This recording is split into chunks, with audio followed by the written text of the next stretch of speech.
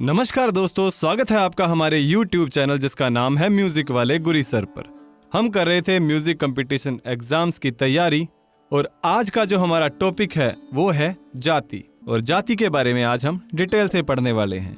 इसके भेदों के बारे में, इसके प्रयोग के बारे में हम डिटेल से पढ़ेंगे। एग्जाम व्यू से कैसे इससे क्वेश्चन बनते हैं, इन सब के बारे में आज हम डिस्कस करने वाले हैं। तो टाइम वेस्ट ना करते हुए बढ़ते हैं टॉपिक की तरफ। देखिए, जाति, कुछ विद्वानों का मानना है कि परंपरा से प्राप्त जो गीत भंडार एकत्र हो गया था, उसकी परीक्षा करके योगी जनों या भरत को जिन गीतों के विशिष्ट लक्षण सामान्य रूप में मिले, उनकी एक जाति या वर्ग बनाया गया। ऐसे ही अन्य गीतों में जो विशिष्ट लक्षण सामान्य रूप से मिले, उनकी दूसरी जाति बनाई गई। इस प्रकार उन्होंने कुल 18 वर्ग बनाए। कितने वर्ग बनाए? 18 वर्ग। उन वर्गों को उन्होंने जाति संज्ञा प्रदान की। उन्हीं वर्गों को उन्होंने क्या कहा? जाति। अब एक डॉक्टर श्री रतन जनकर ने जातियों की उत्पत्ति किससे मानी है? लोकगीतों से। ये यहाँ पर इंपॉर्टेंट बात है, इससे क्वेश्चन बनता है कि जातियों की उत्पत्ति लोकगीतों से किन्होंने मानी है। तो आपने ये नाम याद रखना है। प्रत्येक समाज में कुछ विशिष्ट प्रकार के गीत संगीत का व्यवहार किया जाता है, जैसे पूजा के गीत, लोरियां, वीर गीत, श्रमजीवी जनता के गीत, प्रातः स्मरण, संस्मरण, यात्रा तथा मेलों में गाए जाने वाले गीत आदि। हम जातियों को इस प्रकार के लोकगीत मान सकते हैं। इस प्रकार 7 आधारभूत जातियों का निर्माण अथवा निर्धारण हुआ, जो कालांतर में 18 जातियों में परिणत एवं विकसित हुई। मतलब 7 जो है जातियों का निर्माण हुआ, जो आगे चलकर 18 जातियों में विकसित हो गई। किसी भी संगीत की जाति मुख्यतः 3 प्रकार की मानी जाती है। कितने प्रकार की? 3 प्रकार की। औडव, षाडव और संपूर्ण। इसके बारे में आपको वैसे पता ही है, बट फिर भी मैं बताऊं कि औडव के जितने भी राग होते हैं उसमें 5 स्वर लगते हैं। षाडव, इनमें 6 स्वरों का उपयोग होता है और संपूर्ण, इसमें 7 स्वरों का उपयोग होता है। ठीक है। नाट्य शास्त्र के अनुसार इन्हीं 18 जातियों से ग्राम राग उत्पन्न हुए। इन्हीं 18 जातियों से, जिनके अनेक उपराग निकले। उपरागों से भाषा राग, भाषा रागों से विभाषा राग, विभाषा से अंतर्भाषा राग धीरे धीरे क्रमिक विकास के रूप में सामने आए। ठीक है। उपरागों से भाषा राग, भाषा रागों से विभाषा और विभाषा से अंतर्भाषा राग। ये क्रम आपने ध्यान रखना है। इन पे क्वेश्चन पूछा ही गया है, 2-3 बार क्वेश्चन आगे हैं। आगे है जातियों के भेद। सामान्यतः जाति के मुख्य 2 भेद हैं। इनका विस्तृत विवरण इस प्रकार है। सबसे पहले देखिए, शुद्ध जाति। शुद्ध जातियां वे हैं जिनमें कोई स्वर कम नहीं होता, जिनमें कोई भी स्वर कम नहीं है। ठीक है। इन जातियों के नाम का स्वर ही इन जातियों के ग्रह, अंश तथा न्यास का स्वर होता है। इनकी कुल संख्या 7 है। इनकी संख्या कितनी है? 7 है। संगीत रत्नाकर में ये बात कही गई है, देख लीजिए। इसका मैं अर्थ बताता हूँ। शुद्ध जातियां 7 हैं। इनका नाम भी 7 शुद्ध स्वरों के नामों के आधार पर रखा गया है, जो इस प्रकार हैं: षाडजी, आर्षभी, गांधारी, मध्यमी, पंचमी, धैवती और निषादी। ये 7 नाम हैं। फिर पंडित अहोबल जो कुछ कह रहे हैं इसमें, ये क्या कह रहे हैं? देखिए, षड्जादि स्वरों के नाम वाली 7 शुद्ध जातियां होती हैं। पहली षड्जा जाति और दूसरी आर्षभी कही जाती है, तीसरी गांधारी, चौथी मध्यमा और 5वीं पंचमी और छठी को धैवती और 7वीं नैषादी जाति होती है। ये नाम है, ध्यान रखिएगा, इनके नाम आप नोट कर लीजिए। शुद्धा जातियां 7 होती हैं। इनके नाम इस प्रकार है: षाडजी, आर्षभी, गांधारी, मध्यमा, पंचमी, धैवती और निषादी। ये हमने पहले भी पढ़ा है यहाँ पर। ठीक है। आगे बढ़ते हैं। देखिए, विकृत जाति। सबसे पहले हमने अभी क्या पढ़ा? शुद्ध जाति। ये भेद पढ़ रहे हैं हम जातियों के। पहले शुद्ध जाति, अब दूसरी है विकृत जाति। विकृत जातियों के लक्षण पंडित शारंगदेव ने अपने ग्रंथ संगीत रत्नाकर में इस प्रकार बताए हैं। अर्थात न्यास के नियम को छोड़कर शुद्ध जातियों के शेष लक्षणों में विकार आ जाने से विकृत जातियों का उद्भव होता है। भरत के अनुसार क्या है? जातियां संसर्ग के कारण विकृत हो जाती हैं। संसर्ग के कारण विकृत हो जाती हैं।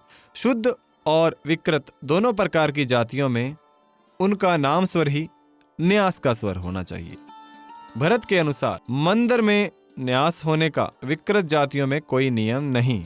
यानी क्या कह रहे हैं? मंदर में जो न्यास है, इसमें विकृत जातियों का कोई नियम नहीं है। अर्थात किसी भी स्थान पर न्यास हो सकता है। शेष लक्षणों के बारे में कहा है, ग्रह अंश तथा संपूर्णता में से एक या एक से अधिक को भंग करके विकृत जातियों का निर्माण होता है। अर्थात शुद्ध जाति में ग्रह अंश, अपन्यास एवं संपूर्णता आदि भंग करके शुद्ध जाति का जो अन्य रूप बनता है उसको विकृत जाति कहते हैं। मतलब शुद्ध जाति में अगर कुछ भी हम भंग कर दें तो उससे क्या बन जाएगी? विकृत जाति बन जाएगी। परस्पर मिश्रित प्रकृति की विकृत जातियों की संख्या 11 है। यहाँ कितनी बताई है? संख्या 11 है। देखते हैं कौन कौन सी हैं। विकृत जातियों के नाम एवं जिन जातियों के संसर्ग से इनकी उत्पत्ति हुई है उनका वर्णन इस प्रकार है। अब उनके नाम है और जिन जातियों से इनकी उत्पत्ति हुई है। देखिए, जो विकृत जातियां हैं, षडज कैशिकी यानी कि षाडजी और गंधारी के मिश्रण से बनी है। षडज मध्यमा जो है षाडजी एवं मध्यमा के मिश्रण से बनी है। गंधार पंचमी, गांधार एवं पंचमी के मिश्रण से। आंध्री, आर्षबी और गांधारी, आर्षबी और गांधारी, आंध्री नाम से पता लग रहा है आपको। षडजो दिच्यवती यानी कि षडजी, गांधारी एवं धैवती के मिश्रण से। फिर है कार्मरीवी, आर्षबी, पंचमी एवं नैषादी से बनी है। फिर है नंदमती, आर्षबी, गांधारी और पंचमी के मिश्रण से। इसी तरह गंधारो दिज्यवती, ये बनी है षाडजी, गंधारी, मध्यमा और धैवती के मिश्रण से। और मध्यमो दिच्यवती, ये है गांधारी, मध्यमा, पंचमी और धैवती के मिश्रण से।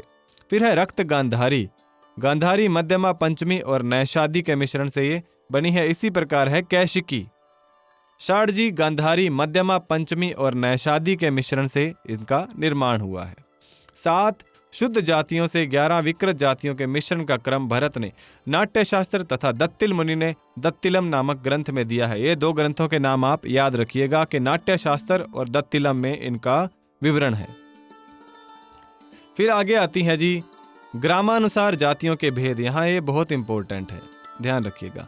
ग्रामानुसार जातियों का भेद एक विशिष्ट लक्षण माना जाता है। किसी भी संगीत की जाति मुख्यतः 3 प्रकार की मानी जाती है, जिसमें औडव, षाडव एवं संपूर्ण प्रमुख हैं। ग्रामानुसार जातियों को 2 भागों में विभाजित किया जाता है, 2 भागों में, ठीक है। षडज ग्राम जातियां और मध्यम ग्राम की जातियां। अब देखते हैं सबसे पहले षडज ग्रामिक जातियां जो भी हैं। यहाँ षडज शब्द वाली 7 जातियां षाडजी, षडज कैशिकी, षडजो दिच्यवती, षडज मध्यमा, आर्षबी, धैवती और नैषादी हैं। इनमें से षाडजी, आर्षबी, धैवती एवं नैषादी शुद्ध तथा अन्य 3 जातियां विकृत हैं। इनमें शुद्ध कौन सी आपने ध्यान में रखना है? शुद्ध हैं ये, और बाकी जो 3 हैं वो मिश्रित हैं। फिर है मध्यम ग्राम जातियां, अर्थात ये देखिए श्लोक, अर्थात यहाँ शेष शब्द से अभिप्राय उन जातियों से जिनका निर्माण मध्यम ग्राम में 3 जातियां शुद्ध, गांधारी, मध्यम तथा पंचमी और 8 जातियां विकृत हैं। सभी विकृत जातियों के नाम इस प्रकार हैं। ये देखिए विकृत जातियों के यहाँ पर नाम बताए गए हैं, वैसे सबके नाम इसमें हैं। गंधारो दिच्यवा, रक्त गांधारी, गांधार पंचमी, मध्यमो दिच्यवा, दियंती, कर्मारिवी, आंध्री, कैशकी, गांधारी, मध्यमा और पंचमी, ये अलग अलग नाम हैं। फिर आ जाते हैं जी जाति के लक्षण। शारंगदेव ने जातियों के 13 लक्षण बताए हैं। इनमें मुख्य हैं ग्रह अंश, तार मंद्र, न्यास, अपन्यास, अल्पत्व, बहुत्व, षाढ़त्व, औड़त्व, संन्यास, विन्यास एवं अंतर्मार्ग सहित जाति लक्षण का प्रयोजन है कि उसमें किस स्वर की प्रमुखता होगी, वह कहाँ से प्रारंभ होगा, कहाँ पर समाप्त होगा, तार और मंद्र का कैसा प्रयोग होगा, कौन सा स्वर दुर्बल और कौन सा साधारण होगा, इन सब का इसमें बताया गया है। ये देखिए, ये एक श्लोक है, नाट्य शास्त्र में दिया गया है। इसके अनुसार जाति के 10 लक्षण ग्रह अंश, तार, मंद्र, न्यास, अल्पत्व, बहुत्व, षाढ़त्व और औडव है। इन लक्षणों का वर्णन दत्तिलम ने भरत मत से ही किया है। ठीक है, किसने किया है? दत्तिल मुनि ने किया है, दत्तिलम के अंदर भरत मत से ही किया है इसका। वेंकटमुखी ने चतुर्दंडी प्रकाशिका में कहा है, क्या कहा है देखिए, मन का रंजन करने वाले राग के 10 लक्षण हैं। यहाँ पर इस बात का वर्णन करना अत्यावश्यक है कि शारंगदेव आदि विद्वानों ने जाति के लक्षणों का वर्णन किया है, उन्हीं को वेंकटमुखी ने राग के लक्षणों के नाम से वर्णित किया है। ध्यान देने योग्य बात यह है कि दोनों के लक्षण समान हैं। अतः प्राचीन काल में जो लक्षण जातियों में विद्यमान थे आधुनिक काल में उन्हीं को राग के लक्षण कहा गया। देखिए, प्राचीन काल में जो लक्षण जातियों में विद्यमान थे उनको आज हम राग के लक्षण कहते हैं। देखिए कैसे, जाति अथवा राग के इन दक्ष लक्षणों का वर्णन इस प्रकार है। अब इनके बारे में डिटेल से हम जानते हैं कि कौन कौन से लक्षण हैं। सबसे पहला है ग्रह स्वर। जिस स्वर में गीत आदि निहित हो वह ग्रह स्वर कहलाता है, अथवा जो स्वर गीत आदि के आरंभ में ही प्रयोग होता है उसे ग्रह स्वर कहते हैं। वेंकटमुखी के अनुसार जो गीत आदि का ग्रहण करवाए वह ग्रह स्वर है, यानी कि जो गीत की स्टार्टिंग का पता लगवाता है वो। संगीत दर्पण के अनुसार गीत के आरंभ में ही जो स्वर स्थापित किया जाता है उसे ग्रह कहा जाता है। दत्तिल के अनुसार गीत का प्रारंभिक स्वर ग्रह स्वर कहलाता है। एक जाति में एक से अधिक अंश स्वर होते हैं। गुणीजनों व विद्वानों ने इनकी संख्या 63 मानी है, 63 मानी है। ग्रह स्वरों की संख्या 63 मानी गई है। अब आते हैं जी अंश स्वर पे। संगीत रत्नाकर के अनुसार जो स्वर अधिक प्रयोग किया जाता है वह वादी स्वर अपनी योग्यता के अनुसार अंश स्वर कहलाता है। इसी अंश स्वर को जीव स्वर भी कहते हैं। यहाँ इंपॉर्टेंट बात है, जीव स्वर के बारे में कई बार क्वेश्चन पूछा गया और लगभग गलत कर देते हैं कि जीव स्वर क्या है। अंश स्वर को कहते हैं जीव स्वर। एक अन्य मत के अनुसार जिस स्वर के बिना राग का चित्त अपूर्ण रहता है अर्थात स्पष्ट नहीं होता उसको अंश स्वर या जाम स्वर कहते हैं। एक और नाम मिल गया आपको, अंश स्वर और जाम स्वर। अब पंडित दामोदर के अनुसार जिस स्वर का प्रयोग राग में बहुत अधिक मात्रा में किया जाता है उसे अंश स्वर कहते हैं। भरत के अनुसार जो वादी स्वर होता है रंजकता से पूर्ण, जिस स्वर से राग प्रदर्शित होता है, अनेक विधि से स्वरों में जिनका प्रयोग अधिक पाया जाता है आदि 10 लक्षणों से युक्त स्वर अंश स्वर कहलाता है। फिर मतंग कहते हैं अंश स्वर को स्थायी स्वर कहा जाता है एवं जो जातियों के गायन वादन में प्रारंभ में लिया जाता है उसे इन्होंने क्या कहा, अंश स्वर माना है। आचार्य भरत के अनुसार अंश स्वर ही वादी स्वर होता है। जिस स्वर में रंजकता है, जिस स्वर में राग परिवर्तित होता है एवं जिसका प्रयोग अनेक विधि स्वरों में अधिक पाया जाता है, जो 10 लक्षणों से युक्त है, वही अंश स्वर कहलाता है। इन्होंने ये कहा। अब हम पढ़ते हैं जी तार स्वर के बारे में। 7 स्वरों को सप्तक कहा गया है, लेकिन ध्वनि की ऊंचाई और निचाई के आधार पर संगीत में 3 सप्तक माने गए हैं। साधारण ध्वनि को मध्यम, मध्यम से ऊपर ध्वनि को तार और मध्यम से नीचे ध्वनि को मंदर सप्तक कहा जाता है। ये हमने पढ़ाई है, ठीक है। ये श्लोक है, देख लीजिए। इसका मतलब है अंश स्वर जब मध्य सप्तक में होता है तो उसके तार स्थान में अगले 4 स्वरों तक व्यवहार करना चाहिए। नाट्य शास्त्र के अनुसार तार गति का अर्थ कंठ के अंश स्वर का तार स्थान में जाना है। इस प्रकार अंश स्वर को चौथे, 5वें या 7वें स्वर तक तार स्थान में जाना चाहिए। इससे ऊंचा स्वर जाति गायन में अच्छा नहीं होता। तार सप्तक को गाते बजाते समय जिस स्वर तक राग का गाना बजाना पहुंच जाता है उसे तार स्वर कहते हैं। जिस स्वर तक पहुंच जाता है उसे तार स्वर कहते हैं, ध्यान में रखिएगा। फिर आता है जी मंद्र स्वर। ये श्लोक है, इसका अर्थ है मध्य स्थान में स्थित अंश से मंद्र स्थित अंश तक व्यवहार करना चाहिए। यही इसकी स्वर सीमा होती है। वेंकटमुखी के अनुसार नीचे स्वरों को मंद्र स्वर कहते हैं। भरत के अनुसार मंद्र में स्वरों की गति 3 प्रकार से होती है। भरत के अनुसार मंद्र में स्वरों की गति 3 प्रकार से होती है, अंश स्वर तक, न्यास स्वर तक और अपन्यास स्वर तक। यह इंपॉर्टेंट बात है, ध्यान में रखिएगा इसको। फिर पंडित भातखंडे के अनुसार मंद्र स्थान में प्रयुक्त स्वर को मंद्र कहते हैं। अतः मंद्र स्थान में गाते बजाते समय जिस स्वर तक राग का गाना बजाना पहुंच जाए उसे मंद्र स्वर कहेंगे। जिस स्वर तक राग का गाना बजाना पहुंच जाए, ठीक है। अब आते हैं जी न्यास स्वर। जिस स्वर पर किसी रचना अर्थात गायन की समाप्ति होती है उसे न्यास स्वर कहते हैं। जहां पर समाप्ति होती है, प्रत्येक जाति के एक से अधिक न्यास हो सकते हैं। जैसे षडज मध्यम में षडज और मध्यम पर न्यास किया जाता है। श्लोक देखिए, इसका अर्थ है गीत की समाप्ति जिस स्वर पर होती है उसे न्यास कहा जाता है। आधुनिक काल में विद्वान भातखंडे ने भी न्यास का यही लक्षण दिया है। षाडजी आदि जातियों में उनके नाम वाले स्वर पर ही न्यास किया जाता है। ठीक है, समझ गए इस बात को? आगे बढ़ते हैं। देखिए, जातियों के नाम हैं और न्यास के स्वर हैं। जैसे षडज मध्यमा में सा मा पर न्यास है, षडजो दिच्यवती में म पर न्यास है। ठीक है, गंधारो दिच्यवती में भी म पर न्यास है, मध्यमा दिच्यवती इसमें भी म पर है, कैशिकी में नी प और गा पर, कर्मारवी में प के ऊपर न्यास है, आंध्री के अंदर ग पर न्यास है, गांधार पंचमी में भी ग पर न्यास और नंद्यति पर ग पर न्यास है, रक्त गांधारी में भी ग पर न्यास है। यह ध्यान में रखिएगा। आधुनिक समय में न्यास का स्वर उसे माना जाता है जिस पर आलाप या स्वर विस्तार करते समय बार बार रुका जाता है, उसे क्या कहेंगे? न्यास का स्वर। पंडित दामोदर के अनुसार गीत की समाप्ति जिस स्वर पर होती है उसे न्यास का स्वर कहते हैं, और नाट्य शास्त्र के अनुसार जिस स्वर पर अंग की समाप्ति होती है वह न्यास का स्वर कहलाता है। अब पढ़ते हैं हम अपन्यास स्वर। अपन्यास वह स्वर है जो गीत की विदारी अथवा गीत के खंडों की समाप्ति का आधार होता है। ये श्लोक देखिए, जिस स्वर पर विशिष्ट स्वर रचना अथवा जाति का मध्य भाग समाप्त होता है उसे अपन्यास कहते हैं। मध्य भाग, ठीक है, अर्थात राग के एक भाग का अंत जिस स्वर पर हो उसे अपन्यास स्वर कहते हैं। प्रत्येक जाति में एक से अधिक अपन्यास होते हैं, ध्यान में रखिएगा। आगे बढ़ते हैं। अल्पत्व स्वर।